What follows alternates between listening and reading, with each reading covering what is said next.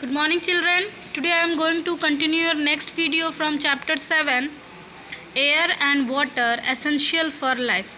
बच्चों इससे previous video में इस चैप्टर में मैंने आपको बताया था about importance of atmosphere and composition of air. जैसा कि बच्चों मैंने आपको बताया था कि कॉम्पोजिशन ऑफ एयर क्या होता है। सबसे पहले तो हम जानते हैं कि air is a mixture of gases. तो एयर में बहुत सारी गैसेस होती है, जिसमें से नाइट्रोजन के बारे में मैंने बताया था कि सबसे नाइट्रोजन जो होती है सबसे मेन गैसेस होती है, क्योंकि उसकी जो मात्रा होती है 78% होती है। उसके बाद जो नेक्स्ट मेन गैस होती है दैट इज़ ऑक्सीजन 21%। अब बच गया हमारा 1%। तो 1% में कार्बन डाइऑक्साइड और भी एक्स्ट्रा गैसेस होती है लाइक आर्गन, हाइड्रोजन, ओजोन। तो लेटेस्ट और इसके बाद मैंने आपको बताया था ह्यूमिडिटी के बारे में। What is humidity?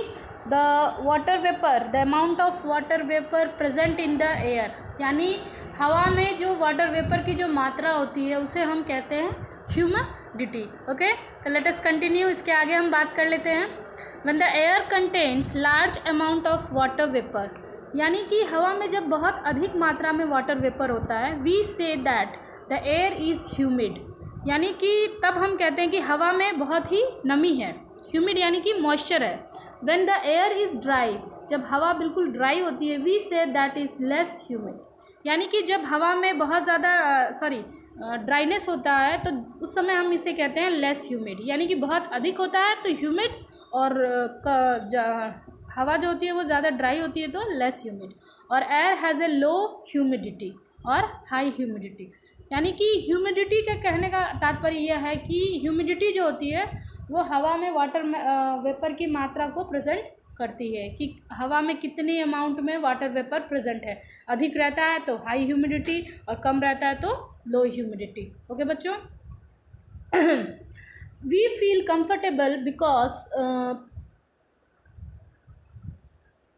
perspiration from our body does not evaporate easily, यानी high humidity in the air make us feel comfortable, यानी कि अगर हवा में बहुत अधिक नमी होती है तो हमारा जो प्रेस्पिरेशन होता है from our body does not evaporate easily, यानी कि हमारे शरीर के से जो पानी एक्सेस वाटर वो बहुत अधिक मात्रा में इवापोरेट नहीं होता है। इससे हमारी बॉडी जो होती है कंफर्टेबल होती है।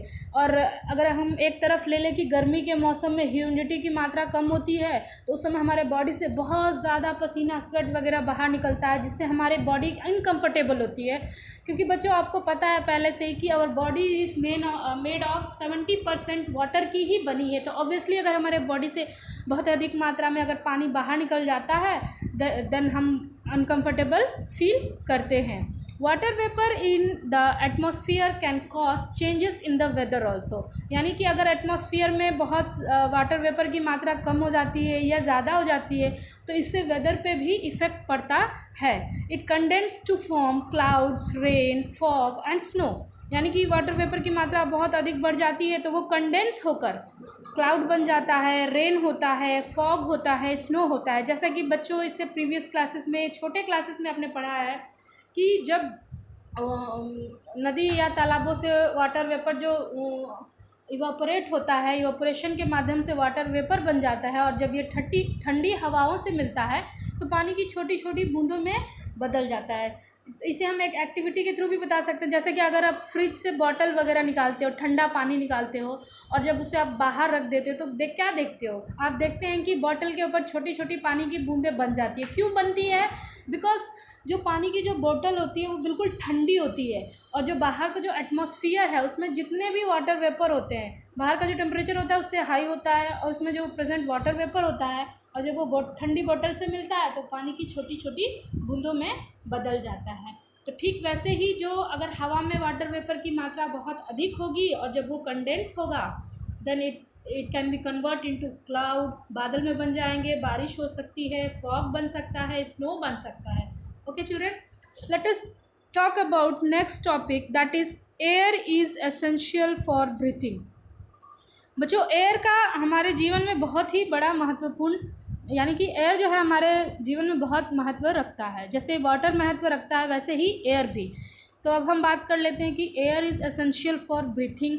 तो किस प्रकार से एयर हमारे ब्रीथ करने के लिए एसेंशियल होता है, यानी हम हवा का इस्तेमाल सांस लेने में भी करते हैं all living beings, plants, animals, human beings breathe. यानी कि जैसा कि सभी को पता है कि पृथ्वी पर जितने भी लिविंग ऑर्गेनिज्म होते हैं वो सांस लेते ही लेते हैं। We breathe in air to get oxygen and animals also breathe air.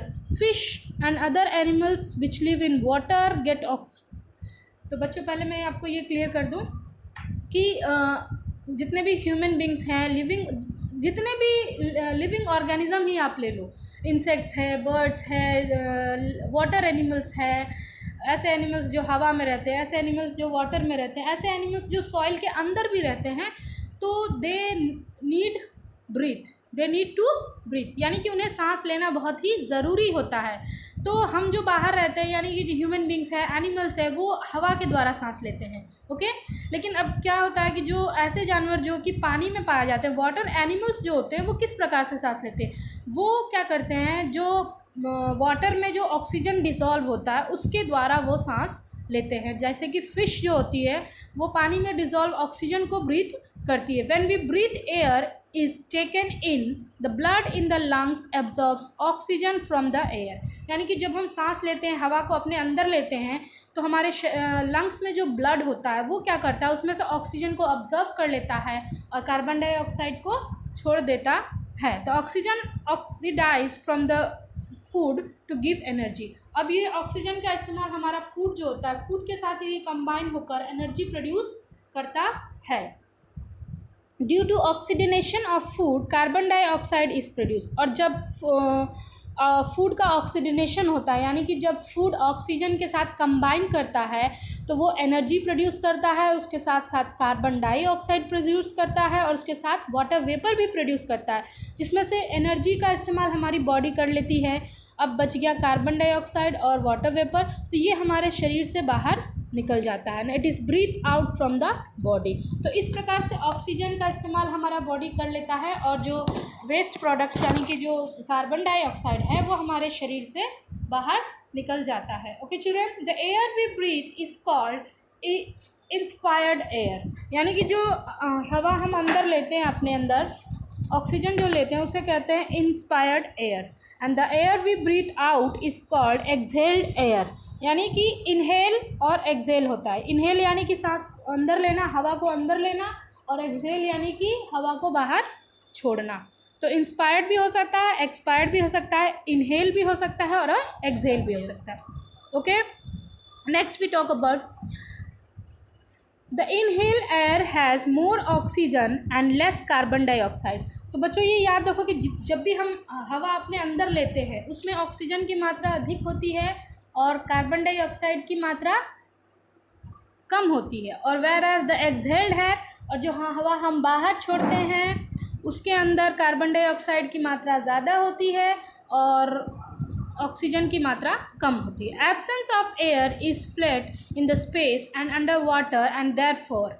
यानी कि जैसे जैसे आपको बच्चों मैंने इससे पहले ही बताया था कि जैसे जैसे हम ऊंचाई पे चलते जाते हैं हवा की मात्रा कम होती जाती है। यानी जैसे जैसे हम अपने एटमॉस्फेयर को छोड़ के स्पेस में जाते हैं तो हमारा वहाँ पे एयर की जो मात्रा है बिल्कुल थिन हो जाती है, बहुत ही कम हो जाती है और जाते जाते बिल्कुल ख़त्म ही हो जाती है। सो वहाँ पे सांस लेना बहुत ही मुश्किल होता है। ठीक वैसे ही अंडर वाटर, जितने पानी के गहराई में हम जाएंगे, अगर पानी की ऊपरी सतह पे रहते हैं तो देन वी कैन ब्रीथ, लेकिन जैसे जैसे गहराई में हम चलते जाते हैं तो हमें सांस लेना बहुत ही मुश्किल हो जाता है। So the spaceman carry air for breathing. तो इसलिए जो स्पेसमैन होते हैं, जो अंतरिक्ष यात्री होते हैं, जो हमारे एटमॉस्फेयर को छोड़ के दूसरे क्षेत्र में जाते हैं, यानी हमारे एटमॉस्फेयर पृथ्वी का जो एक ब्लैंकेट होता है जिसे हम कहते हैं एटमॉस्फेयर, वहाँ तक तो एयर होती है, लेकिन जैसे ही एटमॉस्फेयर हमारा ख़त्म हो जाता है एयर की मात्रा बिल्कुल ख़त्म हो जाती है। तो वहाँ पे ये जो स्पेसमैन होते हैं वो ऑक्सीजन कैरी करते हैं, यानी जितने भी अंतरिक्ष यात्री होते हैं वो ऑक्सीजन कैरी करते हैं।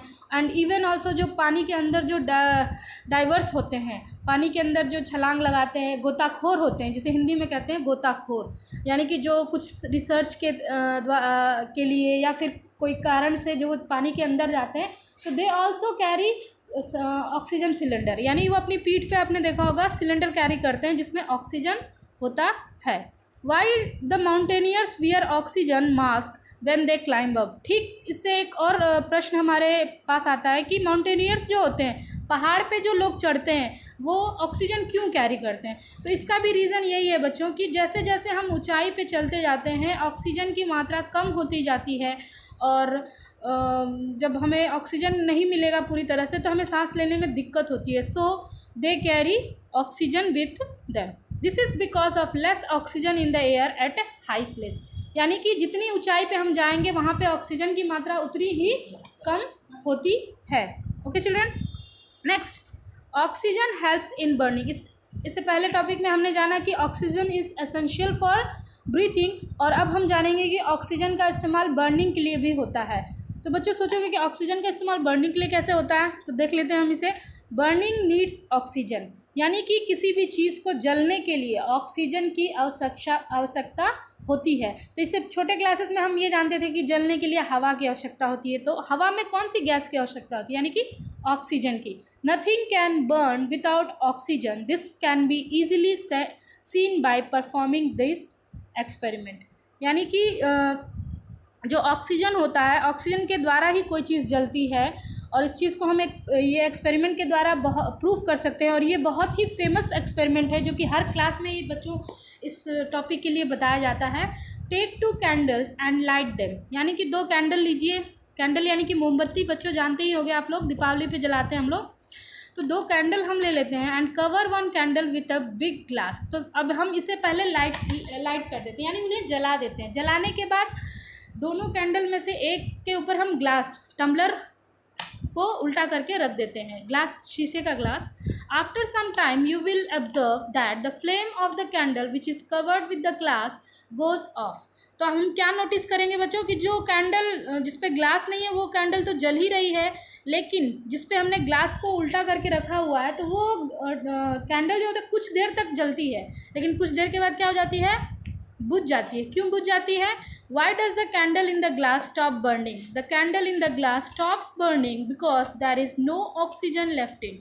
क्योंकि बच्चों जब हमने इसके ऊपर ग्लास को उल्टा करके रख दिया था तो उसके अंदर जो एयर पैक हो गई थी, यानी कि जो ट्रैप हो गई थी जो एयर, उसमें जितनी भी ऑक्सीजन थी वो उस कैंडल ने बर्निंग के लिए ले लिया, और अब उसमें कोई ऑक्सीजन नहीं है, इसलिए क्या हो जाता है? कैंडल बुझ जाता है। तो इससे ये प्रूफ होता है कि जलने के लिए हमें ऑक्सीजन की आवश्यकता होती है, because it gets oxygen from the air. The other candle continues burning, और दूसरा जो कैंडल होता है वो लगातार जलता रहता है क्योंकि वहाँ पे हवा में ऑक्सीजन होती है और वो हवा से ऑक्सीजन लेता रहता है जलने के लिए।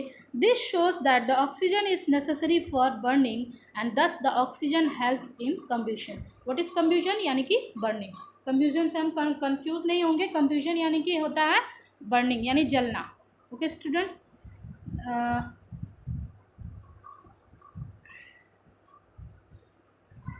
A part of air is used for burning. Air contains mainly oxygen and nitrogen.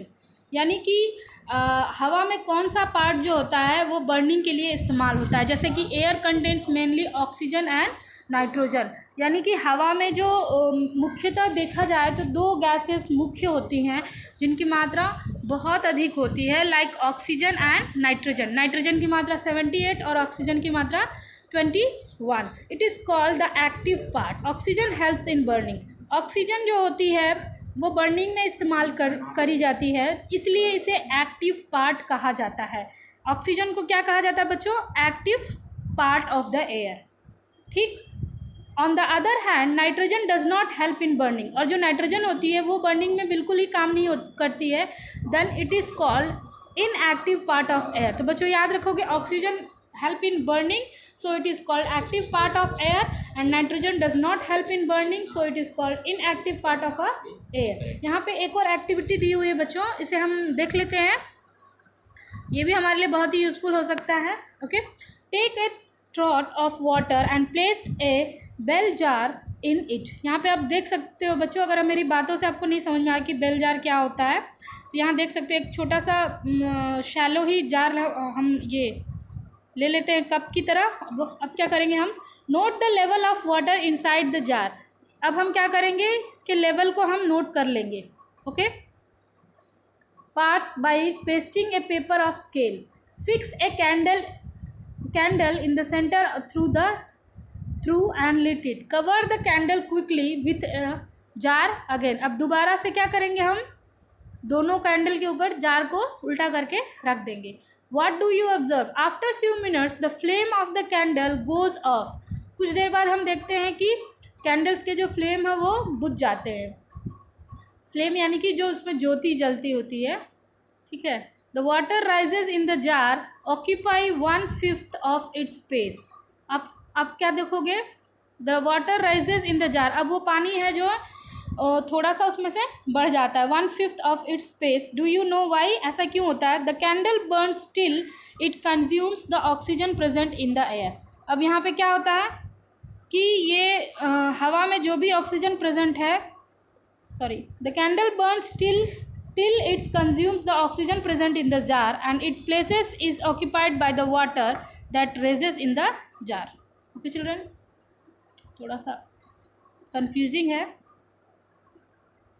Next, the experiment shows that only 1/5 part of the air is used in burning।